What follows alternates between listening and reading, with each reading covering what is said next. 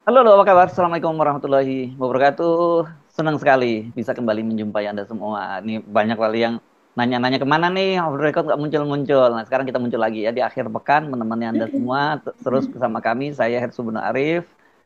Dan saya Gebeta senang sekali menjumpai teman-teman semua. Semoga semua dalam keadaan sehat. Sehat Amin. walafiat. Tapi situasinya terus terang saja sekarang ini, berapa ya, dalam dalam 3 pekan terakhir saya kira ya Mbak Agi, kita dihadapkan pada situasi haru biru berkaitan dengan makan siang bergizi gratis ya, keracunan Iya. terjadi di mana-mana dan kemudian sampai berlangsung ada nama KLB ya, kok kejadian luar biasa ya, karena memang seperti di Bandung Barat itu sampai 1.315 orang yang keracunan. Itu kan memang Iya. itu bencana sebenarnya, itu ya, bukan lagi, bukan ya, makanya dimasukkan KLB. Dan kemudian juga beruntun di Jawa Barat tuh banyak sekali kasusnya, Sumedang, kemudian Iya. Garut apa dan sebagainya, sampai meluas sampai keluar daerah, di Mamuju, Sulawesi Barat, di Sulawesi Iya. Tengah dan sebagainya ya, Banggai. Banyak kasus Mbak Agi, dan di Banyak Makassar, sekali. di Jogja, Jogja juga besar sekali jumlahnya ya itu. Dan ini makanya sejak awal ketika Pak Prabowo waktu eh, pidato kenegaraan ya, pidato tahunan, di tanggal 15 Agustus di DPR waktu mengajukan nota Iya. keuangan dan APBN tahun 2026, saya bingung-bingung karena Pak Prabowo, saya menghitung ada berapa, sekitar 6 menitan kalau tidak salah, menyampaikan pidatonya khusus membangga-banggakan keberhasilan dari MBG ini. Dan nggak, yang saya Iya. bikin kaget lagi ternyata kemudian Kepala Badan Gizi Nasional Pak Dadan Hindayana itu dapat bintang Mahaputra Bintang Utama. kehormatan. Ya, bintang Mahaputra Utama. Bayangkan, saya jujur aja, saya positif thinking terhadap Pak Prabowo, mungkin karena Pak Prabowo ini adalah mimpi besar dia, dan kemudian dapat laporan-laporan yang positif terus. Ya kemudian Pak Prabowo nggak melakukan cross check, langsung muji-muji. Tapi kemudian nggak taunya realitasnya seperti ini. Sama dengan saya terkejutnya juga Pak Prabowo kemarin ketika di pidato di PBB kan membangga-banggakan bahwa kita sudah swasembada beras. Ya, dan kita bisa mengekspor beras ke negara lain. Saya jadi terbingung-bingung itu, gimana data dari mana Pak Prabowo semacam ini.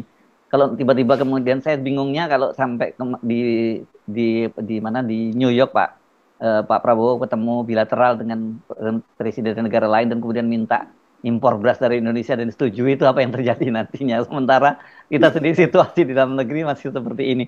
Ini presiden saya kira mesti mulai lebih seperti saran kemarin yang Mbak Agi ya Anda sampaikan, untuk mulai melihat media sosial lah, jangan hanya mengandalkan laporan dari orang seputarnya. Apalagi kemudian juga untuk orang seputar Pak Prabowo, Mbok, jangan diisolasi lah Pak Prabowo. Kalau Pak Prabowo diisolasi itu dampaknya besar sekali terhadap bangsa ini. Ini ngeri saya membayangkan soal MBG ini Mbak, karena ini dananya gede sekali. Itu baru Iya. keracunan. Sementara penyerapannya, seperti coba Menteri Keuangannya aja sampai udah ngomong bolak-balik, dia akan ditongkrongin itu tiap bulan, suruh bikin laporan ke Pak Badan Hindayananya itu, dan nanti kalau suruh jelasin ke pers, dan dia akan ditongkrongin di sebelahnya, kan gitu Pak Purbaya ngomong. Dan terakhir katanya akan dialihkan untuk beras, bansos beras 10 kilogram gitu ya. Sementara Pak Dadan Hindayana sendiri ketika memberikan penjelasannya masih sambil senyum-senyum, dan saya jujur betul-betul miris itu ketika Pak Dadan itu tidak bicara soal korban tapi soal porsi.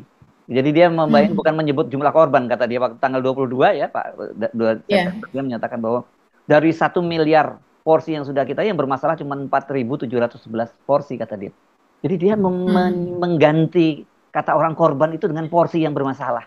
Itu kan, aduh, benar-benar nggak punya hati ini manusia ya, menurut saya ya, kalau seperti ini. Karena beda sekali dengan ketuanya yang baru, wakil kepala BGN yang baru, Nani Deyang, yang kebetulan juga ini kita kenal baik, itu sahabat kita gitu.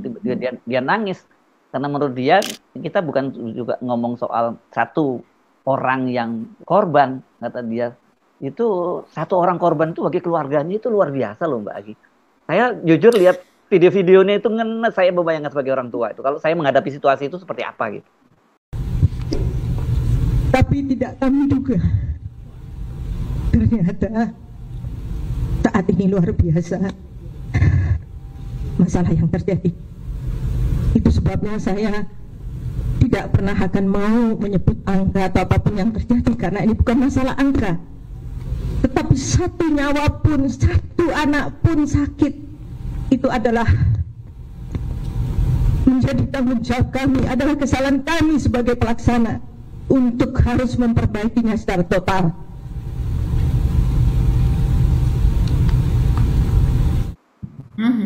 Saya kalau menghadapi situasi itu mungkin saya ikut kejam, Mas Irsu. Iya. Melihat anak saya menghadapi hidup dan mati.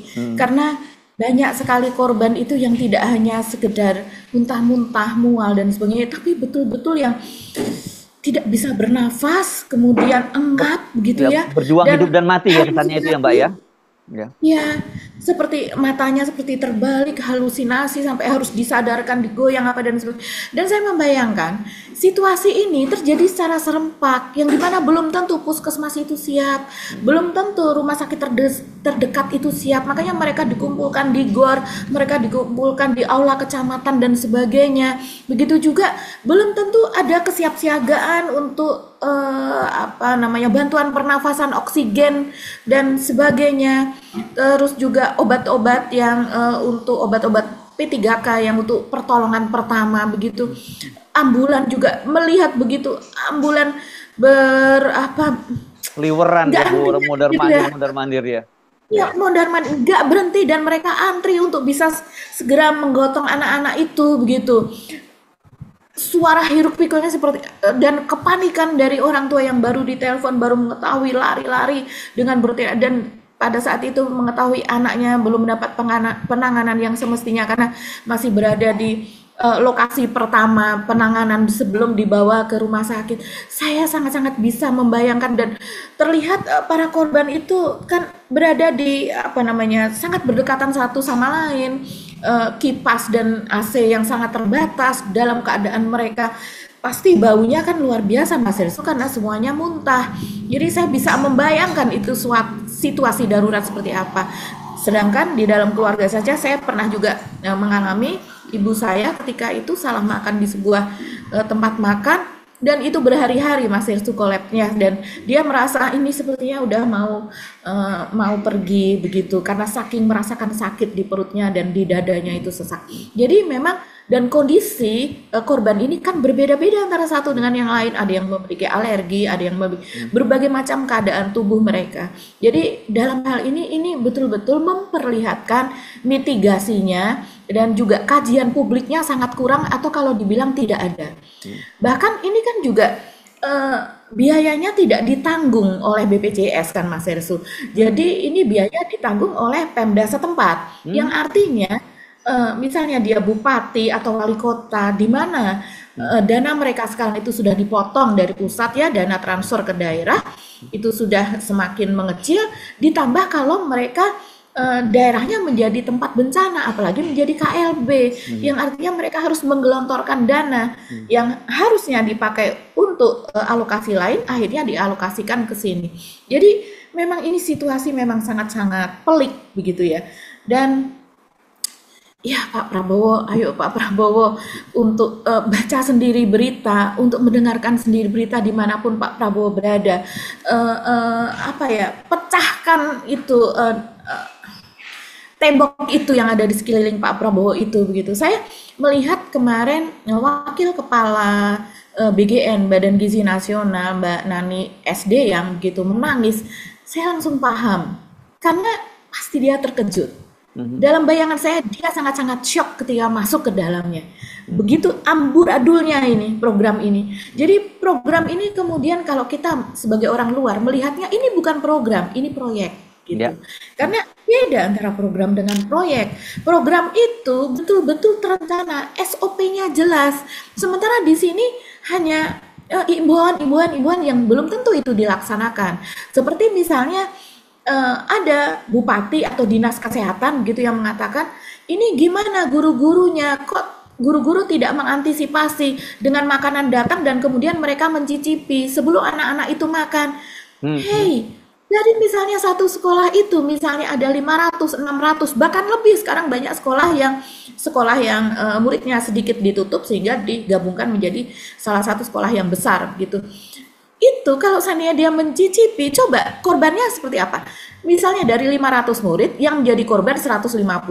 Artinya yang lain baik saja, yang lain tidak basi. Belum tentu semuanya basi.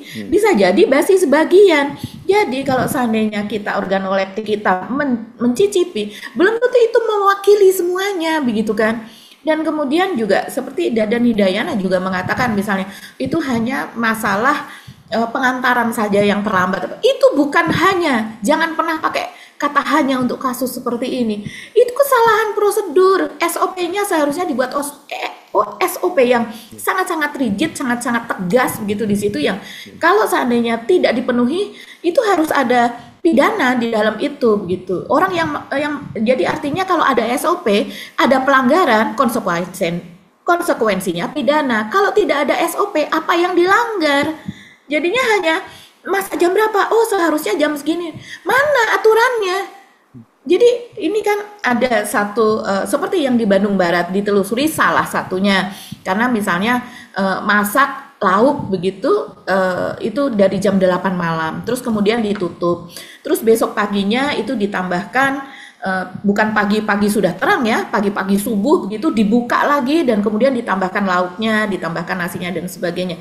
Nah sementara yang lebih dulu sudah dimasukkan di malam hari, bisa jadi itu udah benyek, bisa jadi itu sudah berubah begitu ya, sudah ada bakterinya apa dan sebagainya. Jadi ini memang situasinya karena tidak ada SOP, ini jadi saling menyalahkan gitu kan Mas Hersu saat ini. Dan seperti yang terjadi pada Mbak Nani Deyang, ini kawan kita, sahabat kita kenal karena sama-sama wartawan ya. Jadi saya sudah bisa membayangkan ini ibu-ibu di antara pengurus BGN semuanya yang laki-laki dan sebagian besar adalah TNI dan tentara. Dan kemudian TNI dia dan masuk polisi, ke situ, bukan TNI dan tentara. TNI dan polisi. Polisi, ya. Yang sebagian besar ini adalah dari kesatuan gitu ya, kita bisa bayangkan, dan mereka jenderal-jenderal gitu. Yang dalam posisi jenderal mereka dilayani, ada ajudan, ada sespri, begitu kan, tinggal perintah ini itu begitu. Mereka dipasang buat mereka ini yang seharusnya bertanggung jawab. Apalagi yang bekerja diangkat sejak bulan Januari yang lalu. Ini kan dimulai bulan Januari. Sekarang sudah bulan September, bulan ke-9. Artinya dari bulan Januari sampai ini sudah 9 bulan begitu. Sementara kalau saya lihat ini bukan pembelaan ya, tapi kalau kita melihat situasinya, Deyang ini dilantik pada tanggal 17 September. Jadi belum ada 10 hari, dan ketika dia dilantik saya masih ingat sedang rame-ramenya kasus surat pernyataan dari orang tua yang orang tua disuruh menandatangani, di mana di situ kalau terjadi kejadian keracunan anaknya ya, itu mereka tidak akan melakukan penuntutan. Itu sedang rame-ramenya. Makanya ketika itu dia mengatakan nggak ada itu. Ya memang nggak ada secara resmi, tidak ada diperintahkan itu. Tapi kejadian itu ada di lapangan, ada di Brebes, ada di mana lagi, di Sleman. Jadi ada begitu ya, karena orang takut wah saya nih kalau nggak ada SOP, setiap SOP itu kan pasti tahapan ini penanggung jawab siapa, ada di situ. Masuk ke tahapan berikutnya yang jadi penanggung jawab siapa, ada di situ semuanya, sampai rantai yang paling kecil pun juga ada. Tapi karena tidak ada SOP, ini kejadiannya, kesalahannya ada di mana, tanggung jawab siapa yang nggak jelas begitu. Jadi ini betul-betul kerja berat, kerja besar ini saat ini adalah yang paling besar karena dana anggaran APBN-nya ini paling besar dibandingkan dengan yang lain-lainnya ya. Tapi kenapa mitigasinya sangat kurang? Kenapa kajian publiknya tidak ada, bahkan tidak beredar, dan kemudian jadinya dengan pengawasan yang minim. Ya, masing-masing satuan pelayanan pemenuhan gizi atau SPPG atau dapur MBG itu mereka bisa melakukan seenaknya. Siapa yang mengawasi? Coba Mas Hersu, kita lihat kalau dari menangisnya Mbak Deyang ini, saya bertanya-tanya kemana itu kepala BGN Pak Dadan Hidayana? Dia kan seharusnya dia hadir di situ. Dia yang bertanggung jawab dibanding dengan orang yang baru dilantik tanggal 17 September gitu, dan langsung menghadapi persoalan sangat besar yang tadinya dia hanya melihat dari luar kan. Sama seperti kita. Begitu ada di dalamnya, waduh ini kok Baratayuda ini. Gimana cara membenahi? Mulai dari mana ini? Yang ada yang menangis begitu. Dan orang kan kebanyakan juga warga rakyat tidak paham bahwa dia adalah pejabat baru atau apa. Tapi keputusannya untuk tampil di publik, padahal saya yakin Mbak Deyang ini udah tahu dia pasti akan nangis. tapi dia paksakan untuk tampil di publik untuk meminta maaf. Nah, itu yang sekarang ada orang yang menerima permintaan maaf itu, ada yang tidak gitu. Padahal mungkin saya rasa ini permintaan maafnya betul-betul minta maaf karena dia sendiri juga memiliki anak ya. Saya bisa bayangkan. Pasti seorang ibu langsung membayangkan ini kalau anak saya gimana ini gitu. Tapi Ini kalau terjadi pada anaknya. catatan saya adalah bahwa di situ Nani Deyang kan juga berjanji bahwa itu tidak akan terjadi lagi. Menurut saya itu rasanya nggak Jangan mungkin. terlontar Ya, yang seperti ya, itu sebetulnya. ya, nggak Karena mungkin. Ya, sulit untuk tidak terjadi lagi, bukan ya. mendoakan, jangan diplesetkan. Tapi dalam keadaan seperti ini, di mana Mbak Nani, sekitar Mbak Nani itu apakah bekerja atau tidak? Mereka yang sudah menjabat itu bekerja atau tidak gitu loh. Karena kenapa mereka tidak berani muncul selama ini begitu. Coba ya kita lihat Mas Hersu, ini kan orang bertanya, emang siapa aja sih begitu ya. Banyak sekali sekarang yang terus kemudian mengungkap dan menyebarkan fotonya, jabatannya apa dan sebagainya begitu ya.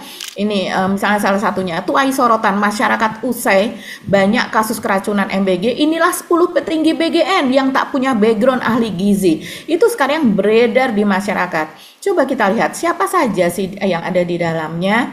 Ternyata di sini ya, susunan pejabat Badan Gizi Nasional saat ini adalah Dadan Hindayana sebagai kepala BGN didampingi 3 wakil kepala BGN. Oke, mayoritas pejabat tinggi ini berasal dari lingkungan militer dan sebelumnya bertugas di Kementerian Pertahanan, serta ada pula profesional dari industri dan birokrat. Dari mana dulu industri dan birokratnya? Coba kita telusuri satu persatu. Dadan Hindayana, kepala BGN, ahli serangga, entomolog dari IPB, dikenal sebagai pelaksana selama ini program gizi nasional. Kapan Pak Dadan ini mengikuti kursus sertifikasi tentang dari mulai manajemennya, dari mulai pelaksanaannya di lapangan dan sebagainya? Nggak ada ini backgroundnya begitu. Ini makanya berkali-kali dia mengeluarkan pernyataan yang kontroversi yang sebetulnya orang dari situ saja sudah bertanya-tanya, ini concernnya orang ini kemana begitu. Seperti misalnya dia mengatakan, yang bergizi itu misalnya bisa juga sebagai salah satu alternatif makanan dengan kearifan lokal itu adalah serangga. Pak, saya pernah makan serangga Pak, dan hidung saya nggak bisa buat bernafas karena bagian dalam mukosanya itu bengkak, leher itu bengkak. Ini waktu saya masih menjadi wartawan di lapangan. Ada teman yang meliput ke Lampung, di sana sedang hama, dilanda hama belalang, dan belalangnya itu ternyata besar-besar sekali. Kemudian membawa oleh-oleh lah ini teman saya ke kantor, dipajang. Siapa yang mau, saya mencoba. Hanya mencoba belalang goreng saja itu sudah bisa akibatnya seperti itu begitu. Nah, kalau seandainya mau menjadikan ini sebagai alternatif, tentunya harus dengan proses apa dan itu kan jadi mahal lagi, nggak mungkin 10.000. Nah, kalau seandainya itu kearifan lokal pun tidak semua orang bisa menerima. Apakah satu persatu dites dulu, kamu alergi sulfa, kamu alergi apa, kamu bisa, kamu tidak, begitu kan? Orang Jawa Timur aja tidak semuanya bisa makan petis begitu kan. Nah, ini Dadan Hindayana ini ahli serangga. Di IPB ada ahli gizi. Kenapa nggak dipakai ahli gizi? Apakah Dadan Hindayana ini lewat seseorang yang dekat dengan Prabowo atau gimana pemilihannya? Ini kan perlu kita pertanyakan Mas Hersu.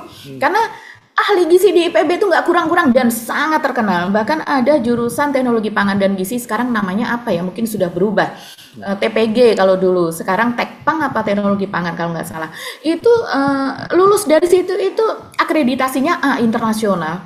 Jadi tidak hanya diakui di Indonesia, bahkan dunia internasional pun mengakui lulusan itu yang dari IPB. Ada beberapa jurusan di sana yang memang pengakuannya sudah internasional, dan salah satunya adalah teknologi pangan. Dan di sana juga sangat terkenal jurusan gizinya, gizi masyarakat. Saya nggak tahu kenapa seorang entomolog dari, kalau dulu namanya HPT, hama dan penyakit tanaman, sekarang mungkin namanya sudah berubah, tapi kurang lebih mempelajari soal itu karena ahli hama ya, entomolog lah, serangga. Dan kemudian yang kedua adalah Brigjen Polisi Sony Sonjaya, wakil kepala BGN. Dia adalah jenderal polisi aktif yang kemarin baru dilantik bersama dengan Mbak Nani. Kemudian Nani SD yang wakil kepala BGN, mantan wartawan yang baru dilantik begitu ya. Maijen TNI Purnawirawan Ludwig Pusung, wakil kepala BGN juga, Purnawirawan TNI, menjabat sejak Oktober juga. sejak Oktober 2024. Dari awal sebelum itu diluncurkan, persiapannya dia sudah ada di situ. Kemudian Brigjen Purnawirawan Sarwono, Sekretaris Utama, mantan Direktur Bela Negara Kementerian Pertahanan. Brigjen Purnawirawan Jimli Alexander Adirman, Inspektur Utama Purnawirawan TNI dari Kementerian Pertahanan. Inspektur loh ini, tanggung jawabnya besar ini, inspektorat kan, pengawasan ini. Kemudian Tigor Pangaribuan, Deputi Sistem dan Tata Kelola, profesional di bidang teknik pertanian dan industri migas. Gimana ini profesionalnya dari situ? Brigjen Purnawirawan Suwardi Samiran, Deputi Penyediaan dan Penyaluran Purnawirawan TNI dari Kementerian Pertahanan. Majen Purnawirawan Dadang Hendra Yuda, Deputi Pemantauan dan Pengawasan Purnawirawan TNI dari Kementerian Pertahanan. Nyoto Suwiknyo, Deputi Promosi dan Kerjasama, Birokrat Kemendagri yang juga pernah bertugas di Bapanas, Badan Pangan Nasional. Mana ahli gizinya? Namanya Badan Gizi Nasional, tapi nggak ada ahli gizinya. Satu aja, kasih satu aja. Supaya orang, oh ada gitu ya. Ini nggak ada sama sekali. Bingung liatnya. Luar biasa. Ya, makanya itu saya begitu nyimak, saya bisa merasakan ketika Mbak Nani nangis, dan saya paham sebagai orang tua juga, walaupun saya laki-laki, saya juga paham, pasti kita punya sisi sentimentalnya, tapi ketika dia kemudian berjanji bahwa itu tidak akan terulang lagi, itu menurut saya ya terlalu berani mengambil kesimpulan dengan situasi semacam itu. Karena program betul. Jadi kayak pasang badan gitu ya. Program ini memang sebenarnya place ya ini gitu, orang-orangnya Pak Prabowo sendiri jangan sensitif, jangan dianggap kalau setiap kali kita menyoal soal makan bersih yang gratis itu seperti kita nyinyir atau kita ingin ingin mempersoalkan program pemerintah. Ya kalau lihat situasi yang semacam ini kan itu katakanlah kalau kita meskipun dengan perdebatan katakanlah program ini bagus. Program bagus juga nggak bisa langsung dikerjakan langsung, kalau orang Jawa nyebutnya sadek sanyet gitu ya. Sadek gitu ya. Begitu tiba akal tiba pikir itu sekarang itu ya. Jadi nggak bisa, ini perlu proses yang panjang, apalagi tadi soal makanan itu kan itu soal yang rumit loh, bisnis makanan sendiri, bisnis kuliner itu bisnis yang rumit itu dalam skala yang kecil. Apalagi capek ya. Dan risikonya tadi itu memang busuk dan sebagainya. Nah, ini orang yang tidak punya pengalaman kemudian mengelola ribuan bahkan tadi jutaan makanan kan gitu. Dan seperti kata Mbak Agi tadi menyatakan bahwa pendekatannya proyek, saya melihatnya proyeknya justru mereka nganggap ini proyek yang menguntungkan gitu, makanya berlomba-lomba berebut. Itu kan kita tahu bahwa pemilik dapurnya itu ya hanya orang-orang itu saja. Kalau Pak Prabowo kan niatnya bagus, karena ini nanti bisa menumbuhkan perekonomian di daerah gitu dan menambah UMKM dan sebagainya. UMKM juga bangkit. Nggak ada UMKM yang bisa punya dapur. Kenapa? Karena kan kita tahu bahwa dapur itu sendiri kan berapa investasinya, Mbak? Berapa? 1,5 miliar ya, Mbak Agi ya? Iya, bisa lebih Mas Hersu, sampai 3 miliar bahkan lebih. Karena luas dapurnya saja segitu, dan untuk awal-awal dia harus menyediakan, kalau enggak dia kerjasama sama orang yang mau menghutangkan, memberikan barang lebih dulu. Ini rumit bisnis ini, dan banyak yang masuk ke bisnis ini itu bukan orang yang pernah memiliki pengalaman bercatering, menyediakan jasa makanan, produksi makanan dan sebagainya. Ya, ini satu contoh Mas Hersu. Ya. Jadi di Sukabumi itu kan bulan Agustus dan September itu ada 3 kejadian juga keracunan makanan ya. Dan kemudian ini sedang diselidiki oleh Barreskrim Polri. Dan saya melihat ini dari akun sukabumiupdate.com. Ini dari teman-teman media yang ada di daerah sana yang mereka lebih paham tentang di sana. Jadi pantauannya langsung dengan mata kepala sendiri begitu ya. Dan ternyata ini ketika dia datang ke lapangan untuk melihat dari mana air itu yang dipakai di dapur MBG itu berasal, dia melihatlah saluran-saluran itu ada paralon apa dan sebagainya. Dia ketemu oleh pekerjanya, dan kemudian pekerjanya mengatakan, ini dari mana? Ini dari sungai ya. Pekerjanya mengatakan, ini ada sumurnya di samping atau di pinggir sungainya itu. Jadi kalau di Jawa mungkin namanya belek ya Mas. Dulu saya zaman kecil pramuka mandi di belek itu adanya di dekat sungai. Jadi nggak boleh mandi di sungainya karena itu kotor, penuh dengan kotoran. Sehingga penduduk itu kan membuat belek yang airnya bening. Jadi sudah karena dekat sungai, maka sangat-sangat rendah begitu ya kedalamannya. Nah, si pekerja ini mengatakan ini ada sumur di pinggir sungai dengan kedalaman berapa? Kedalaman 4 meter. Oh, oke. Tapi ketika dilihat ternyata tidak ada sumur itu oleh wartawan ini, oleh jurnalis Sukabumi Update. Ternyata paralon itu dengan mesin penghisapnya langsung menghisap dari kali atau dari sungai itu, Mas Hersu. Dan dari kali sungai itu hanya kemudian difilter dengan tabung filter ya, bukan Ala tabung kadarnya. filter yang besar yang kita bisa bayang, ini ala kadarnya, dan kemudian langsung masuk ke dapur MBG itu. Entah di sana diproses lagi bagaimana, tidak dijelaskan di situ. Tapi yang jelas seperti ini yang namanya kota-kota mandiri di Jakarta, di Tangerang, di mana di Bekasi ya, mereka juga tidak mengambil air dari mereka juga mengambil air dari sungai, tapi tahu tidak untuk disalurkan kepada masyarakat begitu. Itu memerlukan proses berhari-hari. Jadi ada bak besar diberikan tawas karena rumah saya berada di komplek juga yang menyediakan itu begitu. Kemudian dikasih tawas, dikasih obat apa dan diendapkan, dimurnikan apa dan sebagainya, kemudian difilter apa dan sebagainya, baru kemudian didistribusikan kepada warga di dalam komplek tersebut. Itu yang sudah menggunakan air pam mandiri. Nah, sementara ini untuk dimakan loh, itu pun di komplek tersebut kebanyakan orang memakai air mineral. Tidak berani, walaupun dari pihak penyedia sudah mengatakan ini bisa diminum kok asal dimasak apa dan sebagainya. Nah, ini langsung dari sungai. Pantesan, terus kemudian hasil dari penelitiannya, coba saya bacakan dari liputan 6 ini Mas Hersu.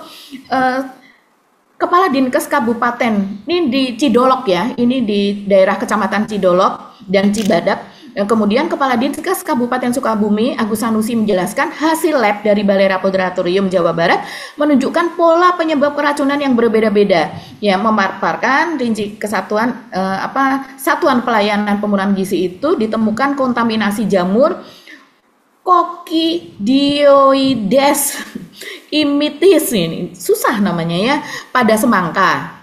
Tuh, bakteri Enterobacter cloacae pada tempe orek. Kemudian bakteri Macrococcus caseolithicus pada telur dadar. Ini masih ada di bawah lagi, ada paragrafnya lagi, kita tidak perlu bacakan lagi. Jadi salah satu sumber bakteri dan jamur tersebut yang bisa menjadi sumber tersebut mengandung banyak sekali dan dengan berbagai macam jenis ya sungai Mas Hersu. Jadi karena sungai itu biasanya kan memang ada sampah dibuang ke sungai, limbah dibuang ke sungai. Tinja, ya. Iya, dibuang ke tempat masih menjadi MCK apa dan sebagainya.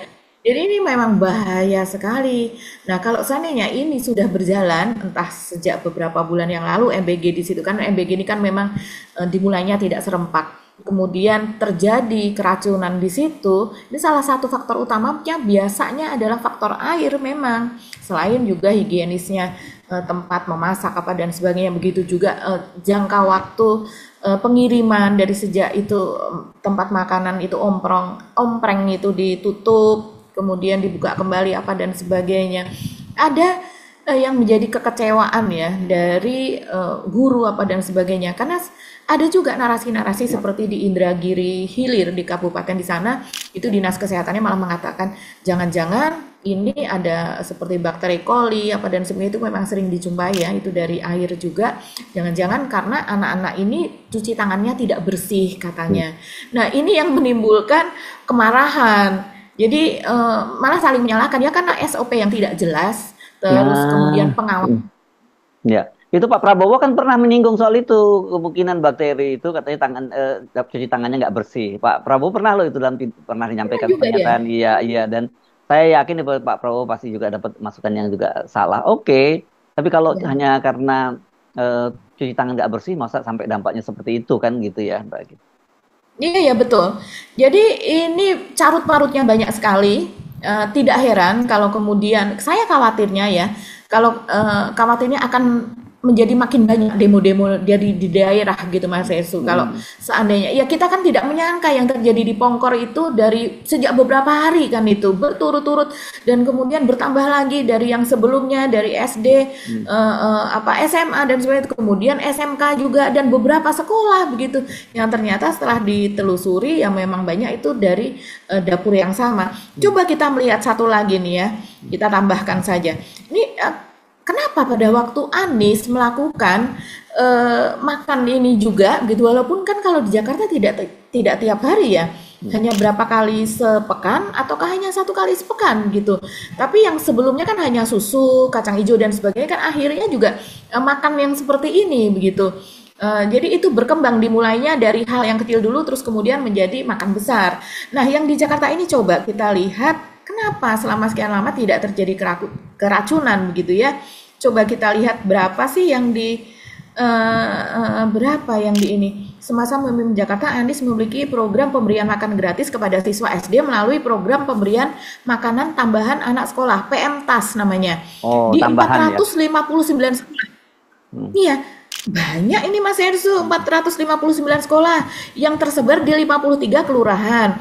Namun demikian di dalam visi misi sebagai calon presiden 2024-2029 program itu nggak masuk ke dalam visi misinya dan malah justru 02 kan yang mengambil ini begitu.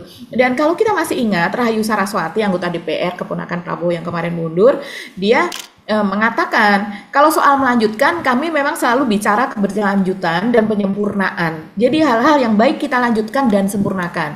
Jadi dia pun mengakui bahwa itu salah satunya sudah dijalankan oleh Anies dan tidak ada kasus keracunan sama sekali. Dan kemudian itu diambil program itu oleh 02 dilanjutkan dan disempurnakan. Tapi sayang sekali penyempurnaannya seperti ini. Meskipun dan kita harus semua fair yang ya. baik dari siapapun Ya. ya. Meski kita harus fair juga memang Dan skalanya. satu lagi. Ya, silakan. Besar, yang ini skalanya besar. Sementara di sana di Jakarta yang kita tahu juga sarananya sudah lebih baik daripada di daerah. Satu lagi, ketika ditanyakan kepada pihak tim Anies, dia mengatakan bahwa prioritas kami adalah memenuhi kewajiban konstitusi terlebih dahulu. Dan selama ini tidak ada kajian ilmiah menyatakan bahwa makan siang gratis merupakan solusi dari problematika bidang pendidikan di Indonesia. Ya. Begitu. Oke. Ya, dan sekarang malah justru banyak disoroti karena ini mengambil porsi terbesar dari amanat konstitusi kan. Dana pendidikan. Dana pendidikan itu kan 20%. Sekarang dengan dipotong MBJ ini katanya tinggal 14% begitu. Dan itu kan juga pelanggaran konstitusi itu yang dipersoalkan oleh para para aktivis koalisi masyarakat sipil ya. Ya. Oke, Mas Erso. Ya. Jadi kita ini saya kira ya ini masukan saja karena suara-suara seperti itu kan banyak sekali ya masukan bahwa sebaiknya ya di moratorium dulu gitu ya. Kalau moratorium itu berarti bukan dihentikan, moratorium itu tentu kemudian dievaluasi, kemudian dimitigasi di mana persoalannya, kemudian dilakukan apakah memang harus dipaksakan harus sampai puluhan 82,9 juta seperti yang dibayangkan oleh Pak Prabowo dan sebagainya.